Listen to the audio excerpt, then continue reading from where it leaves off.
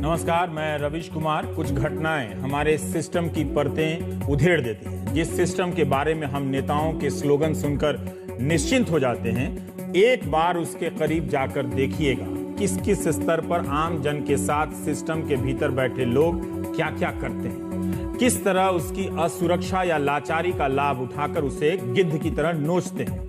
आप तभी तक सुरक्षित हैं जब तक आप सिस्टम से दूर हैं। राज्य कोई भी हो, आप किसी से भी पूछ लीजिए जिसका कोई पुलिस थाने गया हो, कोर्ट गया हो, नेताओं के पास गया हो, इस हकीकत को जान लेंगे तो फिर जयगान करने से पहले 10 बार सोचेंगे।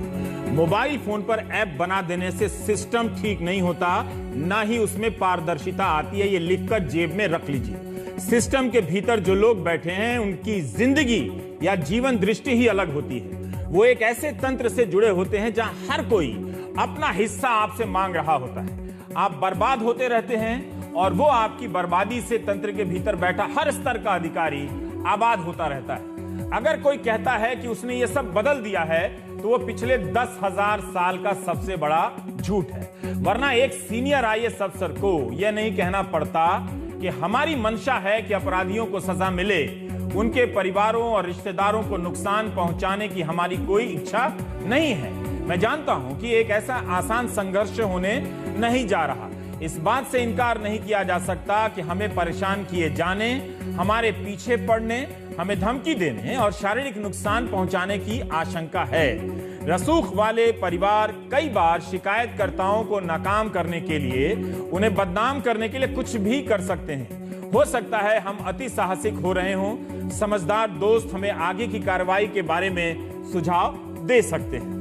आप सोचिए, एक आईएएस अफसर को जिसने इस सिस्टम के भीतर अपनी जिंदगी के कई साल गुजारे, जिसे ठीक करने के उसने सपने देखे होंगे, उन्हें यह बात लिखनी पड़ी अपनी बेटी के लिए। जैसे ही एक बाप सिस्टम के सामने खड़ा होता है, वो उसी तरह से निहत्था और लाचार हो जाता है जैसे हम और आप। शुक्र मनाइए कि वीरेंद्र कुंडू अपनी बेटी के लिए हर हाल में खड़े होना चाहते हैं। हम उम्मीद करते हैं कि उस सिस्टम में बैठे दूसरे आईएएस अफसरान भी उनका साथ देंगे। वो आगे आएंगे और राजनीतिक निष्ठा के लिए अपनी आवाज गंवा चुके वो अफसर भी वीरेंद्र की बेटी के लिए बोलेंगे। आप जानते हैं कि शुक्रवार रात जब वीरेंद्र कुंडू की बेटी चंडीगढ़ के सेक्टर 7 से अपने घर के लिए निकली तो सफेद टाटा सफारी पीछा करने लगती है। वर्णिका ने आरोप लगाया है कि टाटा सफारी ने उसकी कार का लंबे समय तक पीछा किया। एक जगह उनकी कार के सामने अपनी कार खड़ी भी कर दी और रास्ता ब्लॉक कर दिया। कार से उतरकर विकास बराला का दोस्त आशीष आता है और वर्णिका की कार की खिड़की पर जोर जोर से मारता है, दरवाजा खोलने का प्रयास करता है। वर्णिका ने अपनी कार पीछे की और दूसरे रास्ते से वो भागती है। उसके हाथ पांव गाड़ी चलाते वक्त ठंडे हो जाते हैं, उसे डर घेर लेता है। पुलिस से शिकायत करती है और पुलिस आती भी है। पुलिस ने खुद देखा और लड़कों को पकड़कर थाने भी ले आई। दोनों लड़के नशे में थे। बाद में पता चला कि लड़की एक आईएएस अफसर की बेटी है और लड़कों में एक हरियाणा बीजेपी अध्यक्ष का बेटा है। यहीं से सब कुछ बदल जाता है। अपनी बेटी के लिए लड़ने आया एक पिता फेसबुक पर लिखने का फैसला करता है। शायद वो अंदर से समझता है कि क्या पता गोदी मीडिया के इस काल में कोई मीडिया भी ना आए, लेकिन ऐसा हुआ नहीं। मीडिया खूब आया। फिर भी पिता वीरेंद्र कुंडू फेसबुक पर लिखते हैं कि 2 बेटियों का पिता होने के नाते मैं ये अपनी जिम्मेदारी समझता हूं कि इस मामले को इस तार्किक परिणति तक पहुंचाया जाए। गुंडों को हर हाल में सजा मिलनी चाहिए और कानून को अपना काम करना चाहिए। ये गुंडे प्रभावशाली परिवारों से हैं। हम सब जानते हैं कि ऐसे अधिकतर मामलों में दोषियों को सजा नहीं होती और कई मामलों में तो रिपोर्ट तक नहीं होती। अधिकतर लोग प्रभावशाली परिवारों के ऐसे गुंडों का सामना करने से बचते हैं।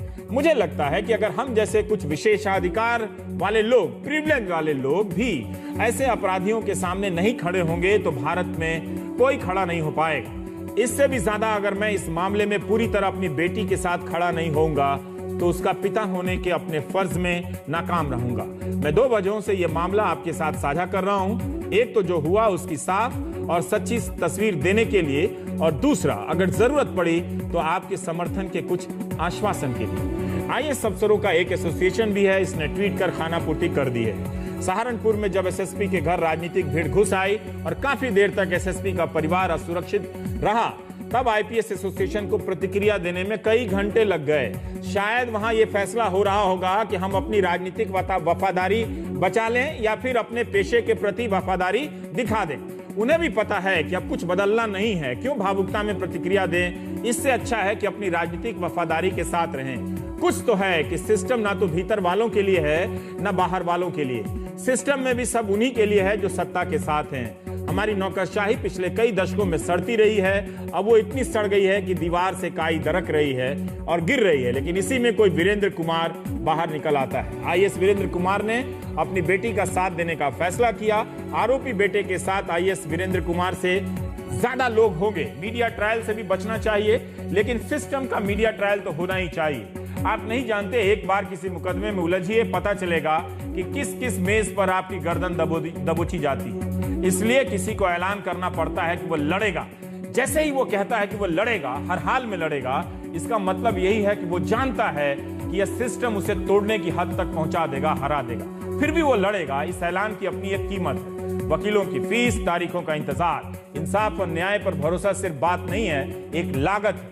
इस भरोसे को जीतने के लिए पैसा लगता है। आप किसी भी अदालत के बाहर जाकर इस भरोसे को जीतने आए लोगों से मिलिए। आप भी ऐलान करने लगेंगे कि चाहे जो हो, मैं सत्य के लिए लड़ूंगा। हमारे सहयोगी चैनल से हरियाणा बीजेपी के उपाध्यक्ष ने बात करते हुए जो कहा वो सुना जाना चाहिए। उन्होंने कहा कि सरकार हर नागरिक को सुरक्षा नहीं दे सकती।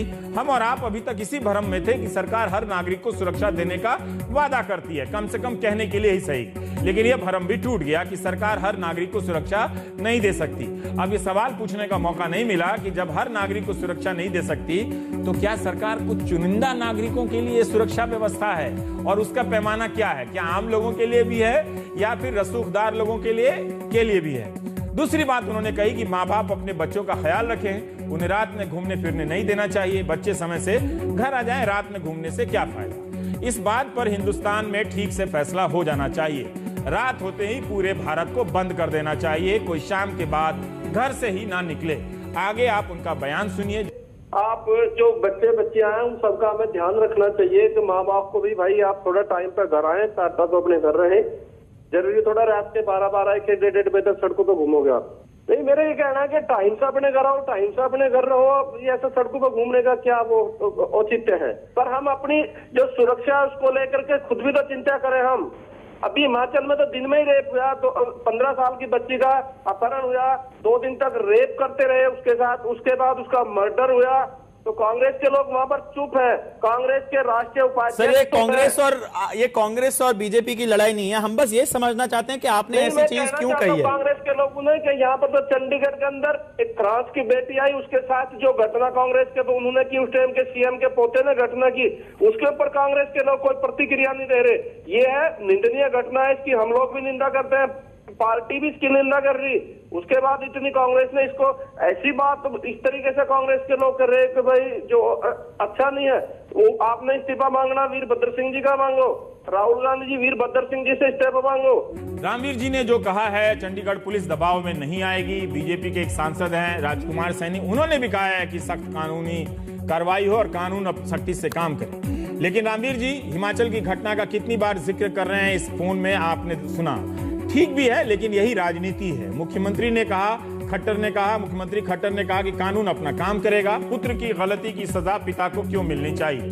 पिता से इस्तीफा मांगने वाले भी इस सिस्टम का हाल जानते हैं। उन्हें पता है कि इस मामले में इंसाफ मिलते मिलते साल गुजर जाएंगे। कोई नया इवेंट राजनीति लॉन्च कर देगी, मीडिया उसमें भटक जाएगा। इसलिए विरोधी की राजनीति भी वही है जो सत्ता पक्ष की राजनीति है।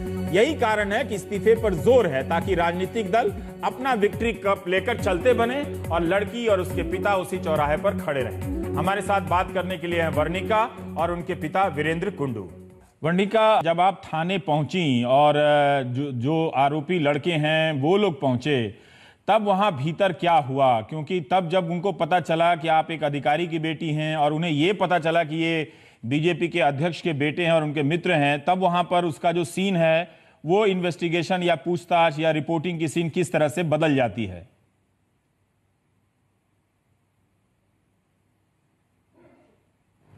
नहीं, जब हम पुलिस स्टेशन पहुंचे तो मुझे नहीं पता था वो कौन है।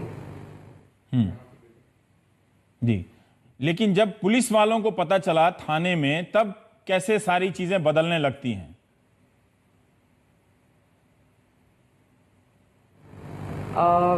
अब ये मेरे को तो नहीं पता है कि पुलिस वालों को कब पता चला। जब तक मैं वहां थी तो मैंने कंप्लेंट लिखाई, मुझे तो उनके नाम भी नहीं पता थे। मैंने सिर्फ कंप्लेंट लिखाई, मैंने पुलिस को बताया कि क्या हुआ है और मैं वहां से आ गई। और ये कितनी देर तक आपका पीछा करते रहे? और आप अकेली थी, शायद आप खुद गाड़ी चला रही थी?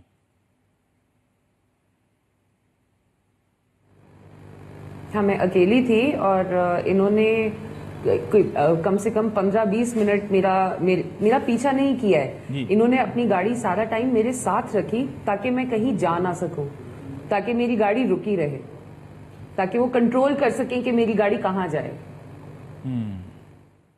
तो वो एक जगह आपने बताया कि वो आपकी गाड़ी के आगे भी आकर रुकते हैं और खिड़की पे बैंग भी करते हैं, तो क्या वो दरवाजा खोलने के लिए कह रहे थे? और उसके बाद उस जगह से आप किस तरह से भागी हैं, थोड़ा आप हमारे दर्शकों को बता सकती हैं? जी, तो वो 2 बारी गाड़ी से उतर के मेरी गाड़ी की तरफ आए। पहली बार था जब उन्होंने शुरू ही किया था, अभी कुछ 5-6 मिनट पहले उन्होंने ये सब करना शुरू किया था। और उस टाइम मैं यही सोच रही थी, सबसे पहले मैंने सोचा कि मुझे गाड़ी का नंबर नोट करना है, ताकि अगर ये भाग भी जाएं तो मैं पुलिस को कंप्लेंट कर सकूं कि इस गाड़ी के लड़कों ने मुझे तंग किया। उसके बाद जब मैं मुड़ने लगी और उन्होंने मुझे मुड़ने से रोक दिया अपनी गाड़ी आगे लगा के, और फिर गाड़ी में से ड्राइवर के साथ जो लड़का बैठा था वो उतर के आया और मेरी गाड़ी की तरफ चल रहा था, तो मैंने रिवर्स करके हटाई वहां से। उस टाइम मुझे समझ आया कि ये लड़के कुछ बहुत गलत इंटेंशंस के साथ ही कर रहे हैं। और उस टाइम मेरे पास थोड़ा आधा 1 मिनट था, जब वो लड़के मेरा पीछा नहीं, मेरे गाड़ी के साथ नहीं चल रहे थे, तो मैंने पुलिस को फोन किया और बताया कि ऐसे है। तो पुलिस ने बोला कि आप चलो, आपको हेल्प मिल जाएगी। फिर दूसरी बार हाउसिंग बोर्ड चौक पे वो आया, उन्होंने फिर रेड लाइट पे जहां बाकी गाड़ियां खड़ी थी, लोग थे, उन्होंने फिर मेरी गाड़ी ब्लॉक की अपनी गाड़ी से। और फिर वो लड़का पैसेंजर सीट से उतर के आया और इतने में मैं गाड़ी निकाल रही थी, उसने जोर से शीशे पे बैंग किया, दरवाजा खोलने की कोशिश की, लेकिन इतनी देर में पुलिस पहुंच गई और पुलिस ने उन्हें जाके पकड़ लिया और मैं वहां से फिर चली गई। जो आपने आरोप लगाए हैं स्टॉकिंग के और 354 मेरे ख्याल से, ये सुनने में आ रहा है कि पुलिस ने उन आरोपों को हटा दिया है। क्या आपके पास ऐसी कोई जानकारी है?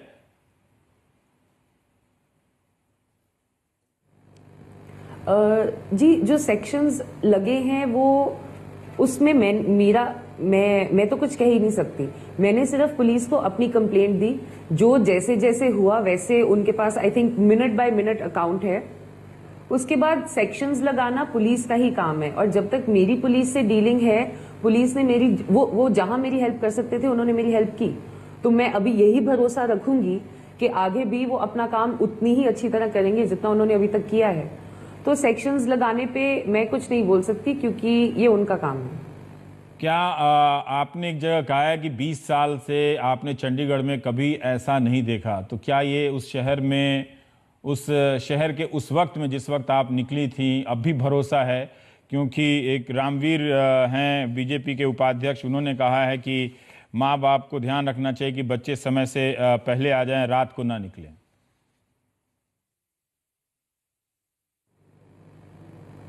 अब इस बात पे माँ बाप को ध्यान रखना चाहिए कि बच्चे रात को क्या कर रहे हैं। हाँ, उन्होंने तो कहा मेरे माँ बाप को तो पता था मैं क्या कर रही हूँ, लेकिन उन लड़कों के माँ बाप को पता था कि वो क्या कर रहे हैं। क्वेश्चन मेरे को किया जा रहा है, मैंने तो किसी का कुछ नहीं बिगाड़ा। जिसने मेरे को हरास किया, जिसने मेरे को टेरराइज किया, जिसने मेरे को ऐसा सोचने पे मजबूर किया कि मैं पता नहीं अगले 5 मिनट में घर पहुंचूंगी या कहीं और पहुंचूंगी, उन लोगों को क्यों नहीं ये सवाल पूछ रहे कि वो क्या कर रहे थे रात को 12:30 बाहर। और अगर वैसे लड़के ना होते तो मेरी सेफ्टी का क्या इशू था, 12:30 हो या 3 बजे हो या दोपहर के 3 हो। बात वही है कि मतलब अब क्या कहूं कि ये मेरे से पूछ रहे हैं कि लड़की रात को बाहर क्यों थी। इसका क्या मतलब है? अगर वही आदमी के आसपास वही आदमी मेरे आसपास दोपहर को 3 बजे हो सकते हैं, जो सड़क पे घूमते हैं, जो बाहर घूमते हैं, रात को 3 बजे उनको क्या होता है? मतलब कुछ बदल जाता है रात को आदमियों में?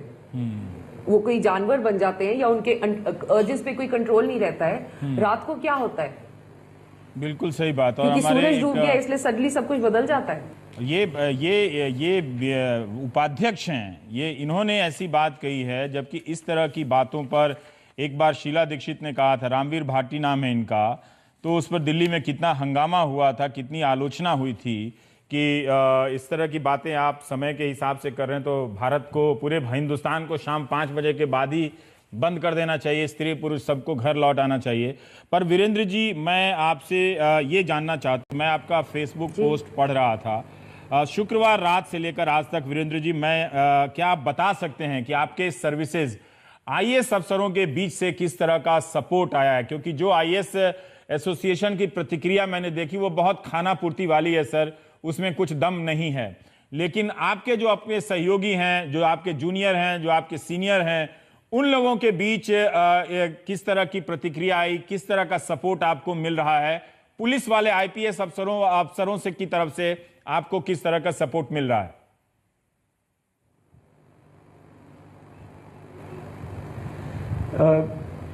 आईएएस एसोसिएशन के बारे में तो मैं जानता नहीं हूं कि क्या असल में हुआ है, क्योंकि मेरे को समय ही नहीं मिला है उसको देखने का। लेकिन जितने आईएएस अधिकारी हैं, जो हरियाणा के आईएएस अधिकारी हैं, मैंने एक्चुअली वही फेसबुक का पोस्ट मैंने उनके ग्रुप में भी शेयर किया था, और जो हमारे बैच के बाकी अधिकारी हैं दूसरी स्टेट्स के, उसमें भी शेयर किया था। और 100% सपोर्ट मुझे मेरे सहयोगियों से मिला है इसके बारे में। और हर एक ने, बहुत से उनमें से उन्होंने पर्सनल मैसेजेस देके और मेरे से फ़ोन पे बात करके और ये कहा है कि ये जो लड़ाई हम लड़ रहे हैं अब इंसाफ के लिए, ये बहुत जायज़ लड़ाई है और वो इस लड़ाई में मेरे पूरी तरह से साथ हैं। ये इंपॉर्टेंट बात है, क्योंकि आपने फेसबुक पोस्ट में लिखा है कि मैं जानता हूं कि एक आसान संघर्ष होने नहीं जा रहा। इस बात से इनकार नहीं किया जा सकता कि हमें परेशान किए जाने, हमारे पीछे पड़ने, हमें धमकी देने और शारीरिक नुकसान पहुंचाने की भी आशंका है। ये भी हो सकता है क्योंकि आप एक अधिकारी हैं, आपका तबादला वगैरह होने लगे, दूसरे तरीके से परेशान किया जाए।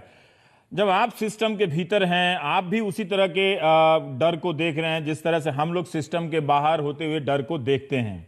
क्या आपको भरोसा है कि इतना सपोर्ट होने के बाद भी, चूंकि ये लोग पॉलिटिकल लोग हैं, इनसे आप लड़ पाएंगे, इस इंसाफ तक लड़ पाएंगे? क्या आप लंबी लड़ाई के लिए भी तैयार हैं? 1 साल नहीं, 2 साल नहीं, 3 साल नहीं? क्योंकि हम सब जानते हैं कि ये कहने की बात होती है, अदालतों और थानों में जो ये पूरी लड़ाई का जो खाका होता है वो कई साल का होता है। वह वकील का लंबी मोटी मोटी फीस का भी ये सारा मामला होता है।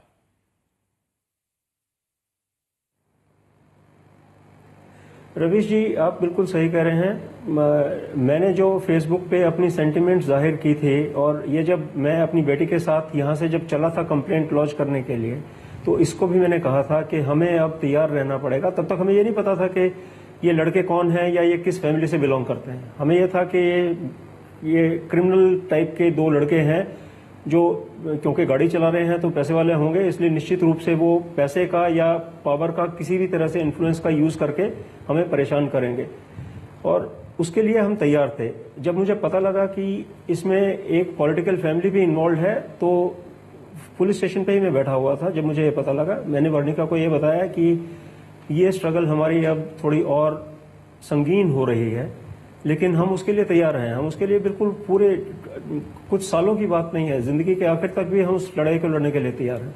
इसके बारे में मेरे को कोई भी संदेह नहीं है।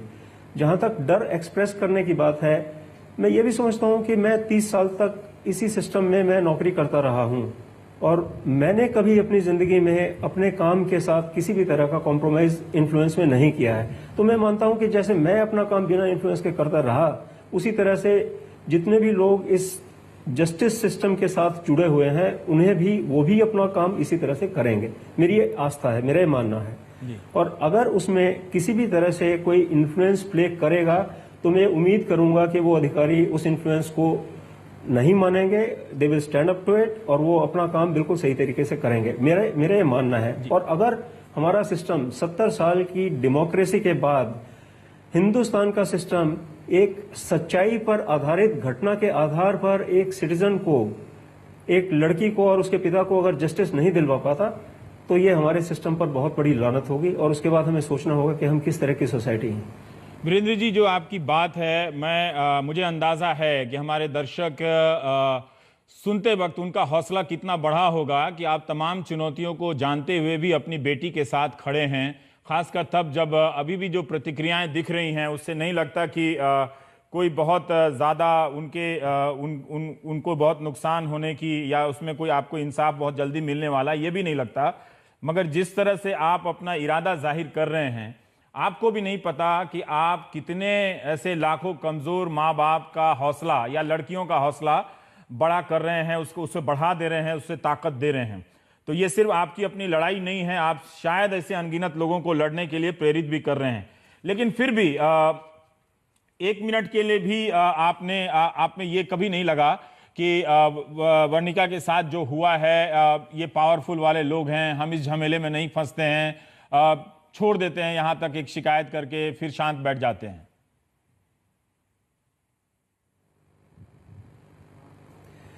देखिए रवीश जी, जब मेरी बेटी सही सलामत मेरे घर पर पहुंच गई तो मैंने असल में बहुत रिलीफ महसूस किया था, क्योंकि मेरी जिंदगी अदरवाइज बिल्कुल बदल गई होती। अगर इसके साथ कुछ हो गया होता तो मेरी जिंदगी बिल्कुल एक दूसरा रूप ले चुकी होती। तो मेरी बेटी सेफ है और मेरे साथ है, ये एक बहुत बड़ा बल है मेरे लिए। और अब इसके सामने ये बाकी सारी चीजें कि क्या स्ट्रगल होगा और क्या कोई हमें धमकी देगा या हमारे साथ कोई ट्रांसफर, तो बहुत ही मामूली इशू है। ट्रांसफर तो मेरे 30 साल के करियर में ऑलरेडी मेरे 30 हो चुके हैं, क्योंकि मैं कॉम्प्रोमाइज नहीं करता हूं, उसकी मुझे आदत है। लेकिन मुझे ये पता है कि ये संभावना है और ये ऑलरेडी सोशल मीडिया पे शुरू भी हो चुका है। कैरेक्टर असैसिनेशन इसका शुरू हो चुका है, मेरी छोटी बेटी का शुरू हो चुका है, मेरा शुरू हो चुका है और वो सब चलता रहेगा। वो सब बहुत छोटी चीजें हैं।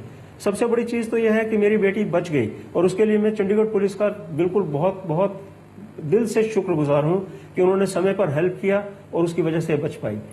और मैं ये उम्मीद करता हूं कि जैसे उन्होंने प्रिवेंशन के लिए और प्रोटेक्शन के लिए काम किया है, वैसे ही वो डिस्पेंसेशन ऑफ जस्टिस के लिए भी काम करेंगे। काश सारे पिता और ये आप जैसे एक लोग तरह से अधिकारी सिस्टम मेरा में पर्सनल सत्याग्रह है लेकिन कि फिर भी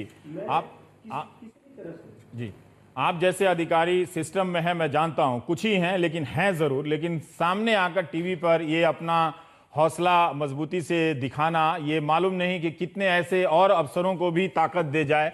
वर्णिका और वीरेंद्र जी से ये बातचीत अभी चल रही है, हम अगले सेगमेंट में भी करेंगे। एक छोटा सा ब्रेक लेना पड़ेगा। ये भी एक इंपॉर्टेंट बात है कि आप कह रहे हैं कि आपकी दोनों बेटियों का एक तरह से चरित्र हनन शुरू हो गया है सोशल मीडिया पर। तो वो समाज अब देख रहा है कि किस तरह से सोशल मीडिया का एक राजनीतिक इस्तेमाल हो रहा है और किस तरह से राजनीतिक वर्चस्व हो गया है। खुद मैं भी झेलता हूं तो उसकी चिंता करने की कोई जरूरत नहीं है। आप सही रास्ते पर हैं, सही तरीके से आप लड़ेंगे और जरूर। पर वीरेंद्र जी, अभी जो खबर मैं देख रहा हूं कि उसमें एक बात आई है कि वो वर्णिका इतनी जगह से गुजरी हैं 8-9 पॉइंट से और सब जगह पे सीसीटीवी खराब मिली है। क्या आपको आशंका है कि सबूतों के साथ छेड़छाड़ हो सकती है इस तरह से? ये कैसे क्या किया जाए इस मामले में? क्योंकि जन दबाव, देखिए राजनीतिक दलों को पता है, वो अब एक इवेंट के रूप में जन दबाव अगर इसे लेकर बनेगा तो दूसरा तुरंत एक नया इवेंट लॉन्च होगा जिसमें आपकी खबर या आपकी बात 10वें पन्ने से भी गायब हो जाएगी। लेकिन आप मुझे बताइए कि आप क्या चाहते हैं जिससे ये लगे कि ये जांच बिल्कुल दुरुस्त तरीके से रहे और आपको लगे कि हाँ, हमारे अधिकारी सहयोगी बिना किसी दबाव के आगे बढ़ते जा रहे हैं?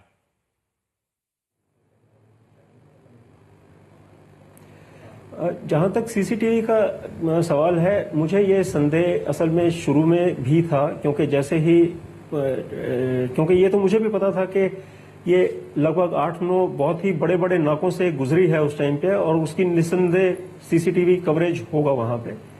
तो मैंने पहली बात ही एफआईआर लॉन्च करने के बाद यूटी होम डिपार्टमेंट से, चंडीगढ़ के होम डिपार्टमेंट के इंचार्ज से मैंने बात की थी और उनको मैंने ये अपना संदेह भी जताया था कि ये संभव है कि सीसीटीवी फुटेज के साथ छेड़खानी हो सकती है और कृपया आप सुनिश्चित करें कि ये छेड़खानी ना हो। मैंने उनको रिक्वेस्ट की थी और मुझे इसलिए आज सुबह बहुत डिसअपॉइंटमेंट हुई थी जब मुझे मीडिया ने बताया कि उनको पुलिस ने ये सूचना जारी की है कि सीसीटीवी फुटेज कहीं पर भी नहीं है। अगर सीसीटीवी फुटेज गायब कर दी गई है तो एक तरह से इस केस में एविडेंस के कोर को खत्म कर दिया गया है, क्योंकि उसके बाद तो कुछ भी 8-10 किराए के विटनेसेस को खड़ा करके उनसे कुछ भी बुलवाया जा सकता है। तो ये एक बहुत ही डिसअपॉइंटिंग चीज है और मैंने इसको आज ही सुबह डीजीपी चंडीगढ़ से भी शेयर किया है कि ये तो बहुत ही गलत हुआ है अगर ऐसा हुआ है, और अगर ऐसा हुआ है तो मेरा सिस्टम डेफिनेटली, मेरा विश्वास जो है चंडीगढ़ पुलिस से डेफिनेटली उठ जाएगा। तो उन्होंने अभी भी प्रॉमिस किया है कि वो देख रहे हैं कि कितने कैमरे सरकारी और कितने गैर सरकारी लगे हुए थे और वो कोशिश कर रहे हैं कि उनकी सभी की फुटेज को सिक्योर करें। मुझे उन्होंने आश्वासन भी दिया है, लेकिन मैं ये भी कहना चाहता हूं कि मैं विक्टिम का फादर और कंप्लेनेंट होने के नाते मैं इन्वेस्टिगेशन में बिल्कुल इंटरफेयर नहीं करना चाहता, मैं प्रोसिक्यूशन में बिल्कुल इंटरफेयर नहीं करना चाहता। मैं उनको नहीं कहूंगा कि वो कौन से सेक्शन लगाएं कौन से नहीं लगाएं। मैं ये भी उम्मीद करता हूं कि एक्यूज्ड के पक्ष के से भी उनके साथ किसी तरह की इंटरफेरेंस नहीं होगी, लेकिन क्योंकि मैं उनको चाहता हूं वो इंटरफेयर ना करें, मैं भी इंटरफेयर नहीं कर रहा हूं। मैं बिल्कुल, जब वो मुझे बुलाते हैं इन्वेस्टिगेशन के लिए, हमें बुलाते हैं तो हम जाते हैं। हम उनको बिल्कुल न्यूट्रली इन्वेस्टिगेशन करने देने के लिए छोड़ देना चाहते हैं और उम्मीद करते हैं कि सिस्टम सही काम करेगा। लेकिन मेरे विश्वास को आज एक बहुत बड़ा झटका लगा है सीसीटीवी फुटेज को लेकर। वीरेंद्र जी, इससे पहले कि मैं अगला सवाल वर्णिका से करूं, मैं आपसे एक सवाल जानना चाहता हूं। आपने फेसबुक पोस्ट किया, क्या आपके मन में ये बात थी कि शायद मीडिया इस बात को ना उठाए और ये खबर दब जाए?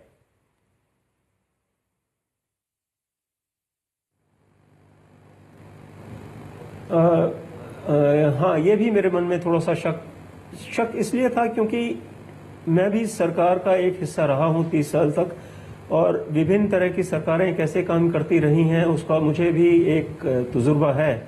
और ये संभव है क्योंकि सरकार के पास एक बहुत बड़ी ताकत होती है, तो ये संभव है कि मीडिया को मैनेज भी किया जा सकता है कुछ तरह से। लेकिन मुझे बेहद हर्ष है और आई एम रियली ग्रेटफुल कि हिंदुस्तान के मीडिया ने इस इशू को बिल्कुल निष्पक्ष भाव से लिया है और इसको एक सोशल इशू के बारे में, मतलब इतनी बड़ी अवेयरनेस इस चीज़ की खड़ी की है कि मुझे लगता है कि इस केस में अगर कुछ भी नहीं होता, हमारी ये लड़ाई बिल्कुल पूरी तरह से विफल भी हो जाती है, तो भी कम से कम एक अवेयरनेस तो हम इसके माध्यम से हम जनरेट करते हैं। वैसे मुझे पूरा विश्वास है कि मीडिया का इतना सपोर्ट होने के बाद और हमारे पास सारे हिंदुस्तान से लोगों का सपोर्ट और सॉलिडेरिटी के मैसेजेस आए हैं, जब इतने लोगों का साथ हमारे साथ है तो मुझे विश्वास है कि इसमें न्याय होगा। हमारा देश और हमारा सिस्टम इतना कमजोर नहीं है कि न्याय को बिल्कुल ही नहीं होने दें। आपने लिखा है कि मेरे पिता IAS अफसर हैं, ना होते तो जाने क्या होता।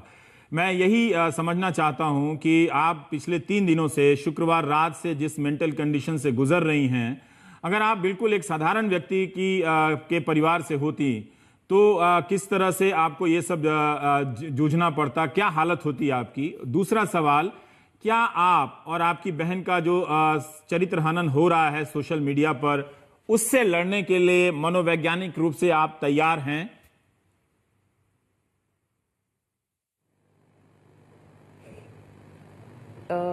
मैं पहले दूसरे सवाल का ही जवाब दूंगी कि ये जो कर रहे हैं सोशल मीडिया पर, उसको वो इतना पथेटिक अटेम्प्ट है मुझे डराने की कोशिश करने का कि आई डोंट थिंक मुझे उसे लड़ने की या उसको ज़्यादा अटेंशन भी देने की ज़रूरत है, क्योंकि वो मतलब वो तो सबने देख ही लिया है कि वो क्या करने की कोशिश कर रहे हैं, लेकिन उनके पास कुछ है नहीं बोलने को, वो कुछ जवाब दे ही नहीं सकते हैं। तो उन्हें लगता है कि शायद अगर मेरे को डराने की कोशिश करेंगे कि शायद मेरी इज्जत को कुछ हो रहा है। मेरी इज्जत तो मैंने बचा ली, मेरी इज्जत उसको उस रात कुछ हो सकता था, लेकिन वो मैंने बचा ली, अपनी जान मैंने बचा ली। तो उसके बाद ये लोग ये थोड़ी छोटी मोटी सी चीजें करने की कोशिश करना चाहते हैं तो ये कर लें, लेकिन मैं उसकी वजह से डर के पीछे तो नहीं हटने वाली हूँ। ठीक, अगर मैंने डरना होता तो मैं उस रात ही डर जाती। बिल्कुल, हम उम्मीद करते हैं कि ये लड़ाई आपको एक तरह से इंसाफ दिलाएगी, पर बात सिर्फ एक वर्णिका की नहीं है, बहुत सारी लड़कियां डर जाती हैं। अच्छी बात यह है कि समय समय पर आप जैसी लड़कियां सामने भी आ जाती हैं इसी समाज में लड़ने के लिए, और लेकिन क्या आप फिर से खुद को सामान्य करने के लिए रात को निकलेंगी? देखिए, दिल्ली में बहुत सारी लड़कियों का ऐसा समूह है जो इस रात के निकलने को लेकर जो एक भय बनाया जाता है, कैरेक्टर एसेसिनेशन किया जाता है लड़की का, तो वो रातों को निकलती हैं, जो रिक्लेम करती हैं जगहों को। क्या आप फिर से ये कोशिश करेंगे कि उसी चंडीगढ़ में रात के वक्त आप गाड़ी लेके निकलेंगी, या आपका विश्वास हिल गया है वर्णिका?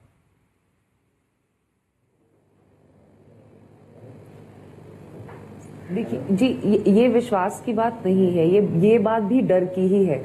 अगर इन लड़कों की वजह से मैं अपनी जिंदगी में कुछ करना छोड़ देती हूँ डर की वजह से, तो फिर चाहे इनको सजा मिले ना मिले, लेकिन ये जीत गए। क्योंकि इनकी कोशिश शुरू उस दिन से लेके अभी तक, जो सोशल मीडिया पे जो भी लोग स्लैंडर कर रहे हैं, या इन लड़कों ने जो करने की कोशिश की मेरे साथ, इनको इतना भरोसा है कि वो मुझे डरा सकते हैं कि उन्हें लगता है कि वो मुझे डरा के कुछ भी करा लेंगे। तो अगर मैं इसके बाद भी डर के और अपनी जिंदगी बदल दूं और चीजें करनी छोड़ दूं जो मैं अभी तक करती आई हूं, तो ये फिर भी जीत गए। चाहे कुछ और हो ना हो, लेकिन ये जीत गए। तो ये जो हम कर रहे हैं, जो मैं सबसे सारी मीडिया से बात कर रही हूँ, जो हम लड़ाई लड़ रहे हैं, वो लड़ाई इसी के अगेंस्ट है कि किसी आदमी को फिर से ये नहीं लगना चाहिए कि वो किसी औरत को डरा के कुछ करा सकता है। क्या बात है। That's not how it should ever work. जी, बहुत बहुत शुक्रिया। हम उम्मीद करते हैं कि आपका परिवार और आप इस लड़ाई को इसी स्पष्टता के साथ लड़ेंगी। हम ये भी समझते हैं कि ये कहना इतना आसान नहीं है। जब आप कोर्ट कचहरी जाएंगी तो इतने तरह के झमेलों का सामना करना पड़ेगा कि वो एक और हकीकत की दुनिया में ले जाता है, जिससे लगता है कि संसार में ना ही होते तो अच्छा होता। पर कोई बात नहीं, आप लड़िए, और आपने अपनी बात रखी। आपके पिता ने इतनी स्पष्टता से, न जाने कितनी लड़कियों का और कितने पिताओं का आज उन्होंने मनोबल बढ़ाया होगा, ये आप भी नहीं सोच सकती और इसका अंदाज़ा हम भी नहीं लगा सकते। लेकिन हम ज़रूर चाहेंगे कि आपकी इस लड़ाई में आपको मजबूती मिले, लोग भी आपके साथ आएँ। बहुत बहुत शुक्रिया वर्णिका और वीरेंद्र जी आपका एनडीटीवी इंडिया से बात करने के लिए। ब्रेक के बाद कुछ और।